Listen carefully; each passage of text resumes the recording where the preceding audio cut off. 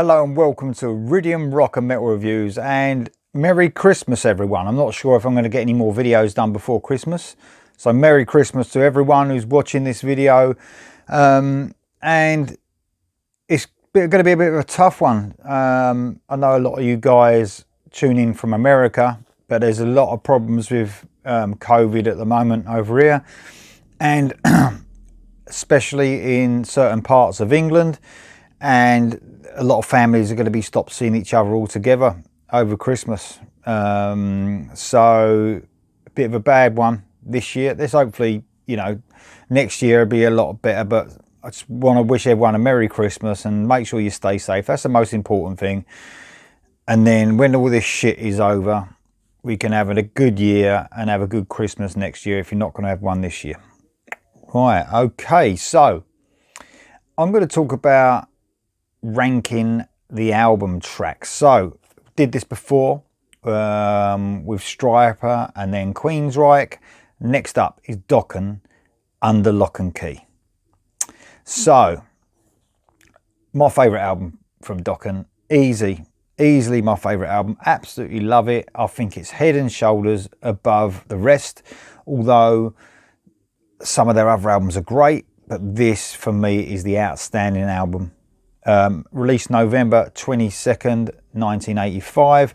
Certified gold in March 1986. Certified platinum in April 1987.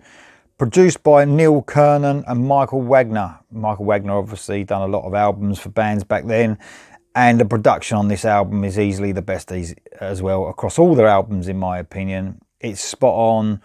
It's exactly what Dokken need. It's so clear, and that's what you need for Don Dokken's voice and for George Lynch's soloing especially and guitar work. You need a clear production which shows off exactly what they're about, and that's melody. So that's what it does. This is the third studio album. This was the third one. It's 42 minutes and 25 seconds long. Of course, the classic lineup: Don Dokken vocals, George Lynch guitar, Jeff Pilson bass, and Mick Brown on the drums. So if anyone might have caught my Dokken top 10 with friends video, you get an idea of what's going to be at the top of my list. But you might not remember that anyway, so that's cool. So we've got 10 songs to talk about, 10 tracks. All these tracks have got good elements. Some are not so good, obviously. That's why there's going to be an order 10 to 1. For me, it's their best album. It's a 9 out of 10 album easy. But there's a couple of weak tracks or weak elements of this album that I want to talk about. So, without further ado, number 10. Go from 10 to 1, 10 being my least favourite track. Number 10, Slipping Away. So, I'm a ballad fan. If anyone watches this channel, I'm a ballad fan, and Dokken, especially because they've got so much melody, they should knock ballads out of the park every time. But on this occasion, not so much. On Slipping Away, it's not their best attempt at a ballad. They've had a couple. Walk Away, which, yeah, I've been listening to that a lot lately since my Dokken top 10 with friends. That is actually probably my favourite ballad of theirs. But this one is nowhere near that. It doesn't really go anywhere, this song. You know, I like ballads that build up and build up and build up to quite a dramatic ending. Doesn't seem to go anywhere really.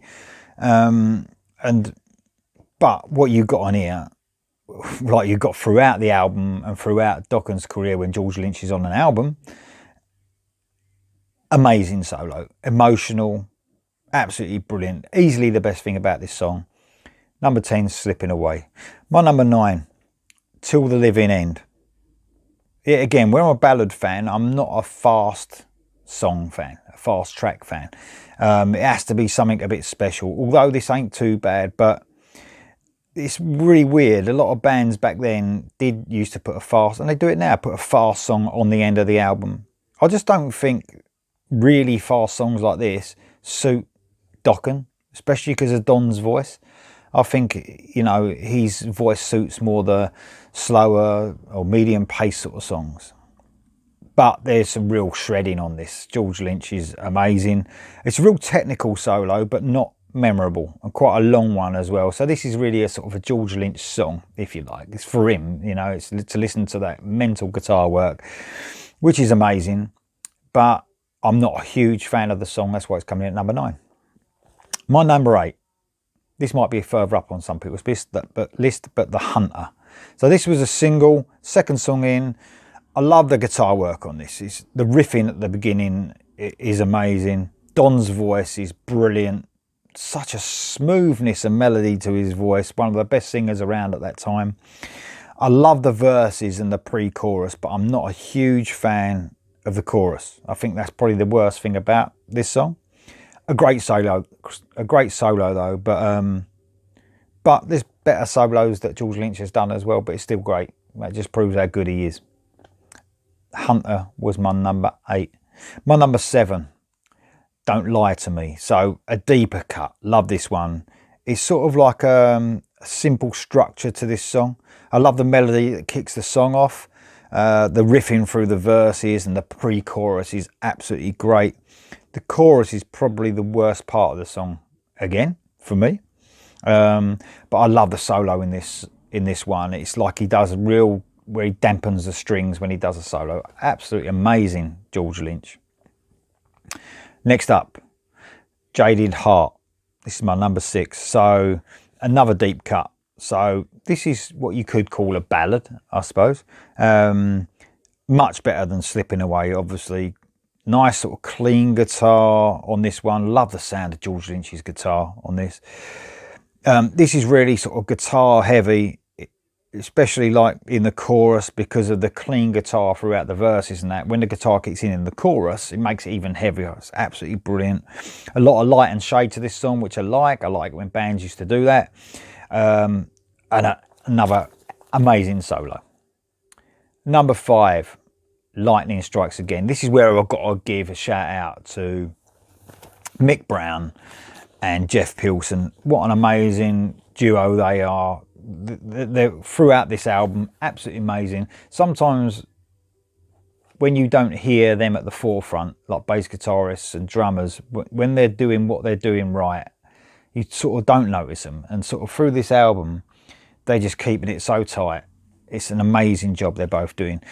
But Lightning Strikes Again, heavy, pounding, one of the best riffs on the album going over this. Don's voice is in just impeccable form. Lynch's solo, oh man, it's just like it switches from speaker to speaker. It's absolutely amazing. Love Don's voice. He's on top for me, like I said, when he does his lightning bits at the end where he's screaming really high. You know, not a lot of singers could touch him back then. Absolutely brilliant. My number 4, It's Not Love. So this was a single, I believe. Remember the video for this. This is a bit different than the rest of the album. It's sort of like the shout it out sort of chorus on this was different for them. Lynch's guitar work, yeah, again, I think I enjoy listening to his guitar work on this song more than any other song because it's so intricate, so melodic. Amazing when the riff kicks in on this song when the song actually kicks off at about 30 seconds in, I think it is. Like I said, brilliant shout out chorus, bit different for them. This is my favourite Lynch solo on the album as well. It sort of follows that rhythm and really sort of shows a lot of restraint, melody and thought gone into that solo. Love it, absolutely love it. It's Not Love is my number 4. My number 3, bit of a deeper cut again, Will the Sun Rise. Always loved this song, always loved it. Loads of atmosphere all through this. Such great verses and build into the chorus on this. Even though the chorus is really simple, I just love it. I just think this song's pretty much perfect.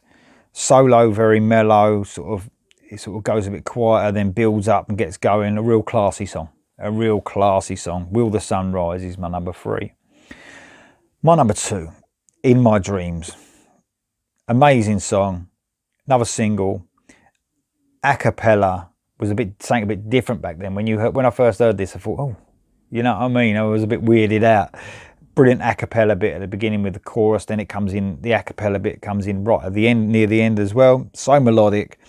This is like signature Lynch riffing in these verses. Absolutely brilliant. Chorus is so memorable. Another classy song. It's an amazing solo on this. Maybe the most memorable on the album. The solo on this. Outstanding. I love the main riff after the solo. Again, when it after the solo finishes and then it goes in. Oh, just hairs on the back of the neck now. It's brilliant. That comes to my number one. And if you've seen my Dokken top 10, you know what it is anyway. But well, you know what it is now, because if you know the album inside out, you know the only song that's left is Unchain the Night. The opening song, not just one of the best opening songs on an album, you know, from Dokken. Probably one of the best opening songs ever from any band. Loads of atmosphere building up at the beginning of this. You've got the bell chime in, you've got the clean guitar, and then when Lynch's riff just kicks in, man, what a start to an album. It just like, you know, this is what you're going to get, and it didn't disappoint all the way through from that.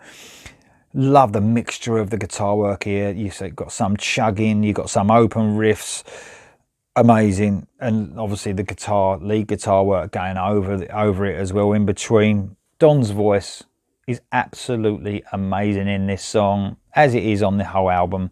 I think they are at their peak on this one, even though a lot of fans' favourite album is the next one, Back for the Attack. I think this was head and shoulders above that.